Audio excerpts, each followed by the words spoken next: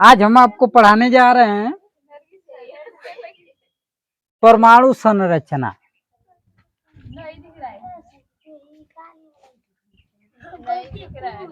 ज्यादा ऊपर हो रहा है क्या? परमाणु संरचना।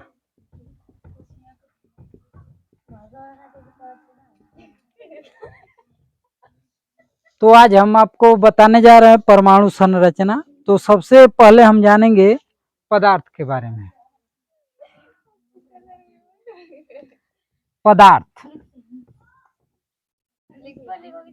पदार्थ क्या होता है? जितनी भी वस्तुएं हम अपने आसपास देख रहे हैं उसे हम क्या कहते हैं?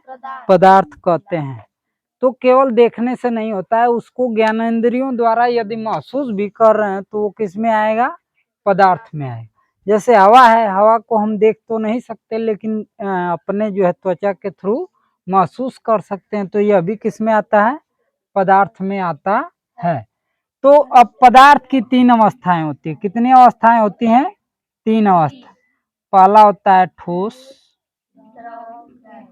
और दूसरा होता है द्रव, और तीसरा होता है गैस।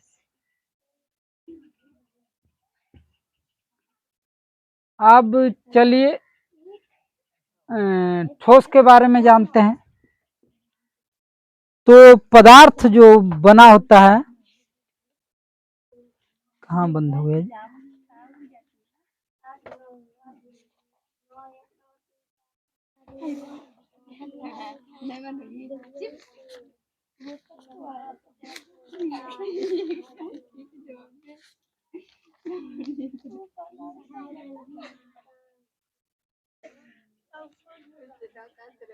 पहले अंतरा अणु का अवकाश जानते हैं। अंतरा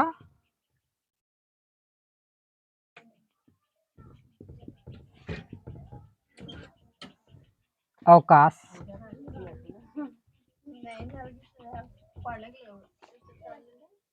तो किसी भी पदार्थ को यदि हम तोड़ते जाएं, मान लीजिए चाक आप ले लीजिए, चाक को तोड़ते जाइए तो जो उसमें एक अणु मिलेगा, जो लास्ट में तोड़ के छोड़ देंगे उसे क्या कहते हैं? अणु कहते हैं। और दो अणुओं के बीच के अवकाश, जो खाली स्थान होता है, उसे हम क्या कहते हैं? अंतराणुक अवकाश कहते हैं। अब ये जो अवकाश है, ये खाली जगह जो है, इसमें जो है दोनों अणुओं के बीच कुछ बल लगता है। ये दोनों अणु एक दूसरे को आपस में खींचते हैं, इसे अंतराणविक बल कहते हैं। क्या कहते हैं? अंतराणविक बल कहते हैं। कुछ लिखने में गड़बड़ नहीं ना हो रहा?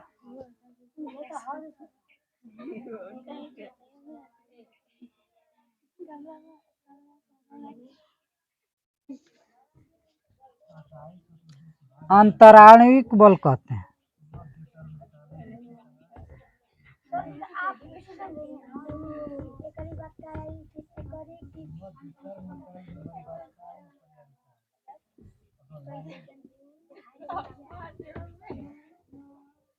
तो ये समझ में आ गया होगा अंतराणु का अवकाश क्या होता है? दो अणुओं के बीच जो खाली जगह होता है उसे हम क्या कहते हैं? अंतराणु का अवकाश कहते हैं।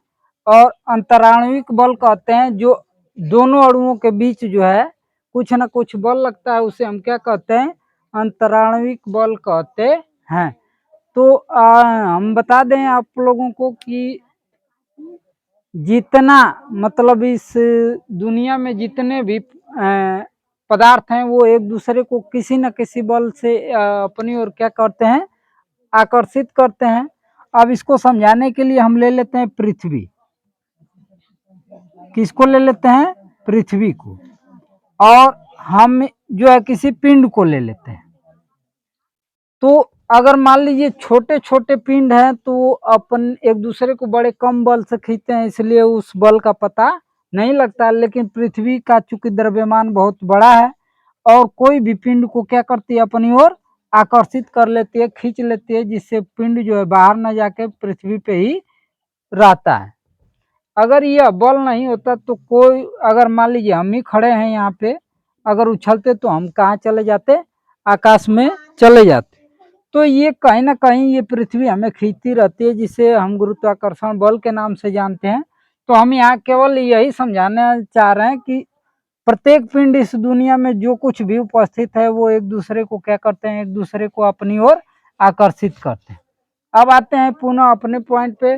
पदार्थ को 3 भागों में बांटा गया है, ठोस और द्रव और गैस।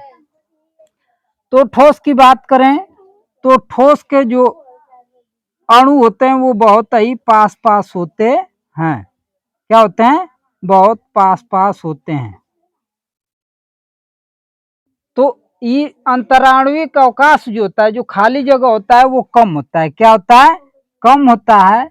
लेकिन इसमें लगने वाला बल जो है ज्यादा होता है। जो बल लगेगा इन दोनों के बीच वो ज्यादा होता है।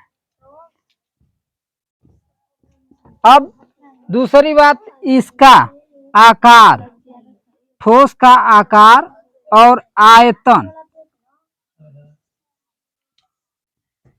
दोनों निश्चित होते हैं।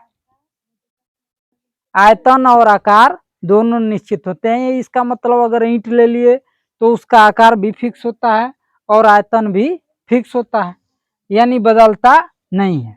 अब आ जाइए ठोस के बाद अब हम आते हैं द्रव पे। तो द्रव का अंतराणुविक अवकाश ज्यादा होता है। ये बीच वाला गैप जो है ज्यादा होता है, देख सकते हैं हमने बनाया है।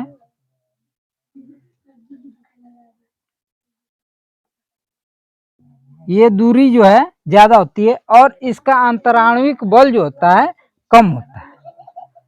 तो बल इसका अंतराणुविक वाला कम होता है और अंतरा अवकाश जो होता है ज्यादा होता है। क्या होता है? ज्यादा होता है। अब आ जाइए इसके आकार और आयतन की बात करें तो इसका आकार जो होता है अनिश्चित होता है। मतलब यदि जल के आकार की बात करें तो यदि एक गिलास में डाल देंगे तो वो गिलास का आकार पकड़ लेगा। यदि एक लोटे में डाल दें तो ये किसका आकार पकड़ लेगा? लोटे का आकार पकड़ लेगा। तो जिस आकार के बर्तन में हम डाल देते हैं उस आकार का जो है द्रव हो जाता है। इसका आयतन निश्चित होता है। आयतन क्या होता है? निश्चित होता है। यदि 1 लीटर हम द्रव लिए हैं तो वो किसी भी आकार के बर्तन में डालेंगे लेकिन वो 1 लीटर ही रहेगा। तो इसलिए आयतन इसका क्या होता है? निश्चित होता है। क्या होता है? निश्चित होता है। अब आज ये द्रव के बाद बात करें गैस की। किसकी बात करें? गैस की। तो गैस की यदि बात करें तो इसके अणु जो है बहुत दूर दूर होते हैं और इसमें ज्यादा गैपिंग होता है। तो अंतराणुविक अवकाश बहुत ज्यादा होता है और अंतराणुविक बल बहुत कम होता है। अवकाश क्या होता है? बहुत ज्यादा होता है और बल जो है क्या होता है? ज्यादा होता है ये, और ये क्या होता है? कम होता है। तो अब इसके आकार और आयतन की बात करें तो ये आकार इसका अनिश्चित होता है, निश्चित नहीं होता है। रीजन ये है कि अगर मान लीजिए एक बड़े कमरे में यदि मान लीजिए इत्र को लिए हैं, जिसको सेंट कहते हैं, अगर लिए हैं, अगर बड़े कमरे में छोड़ देते हैं तो वो पूरे कमरे में फैल जाता है।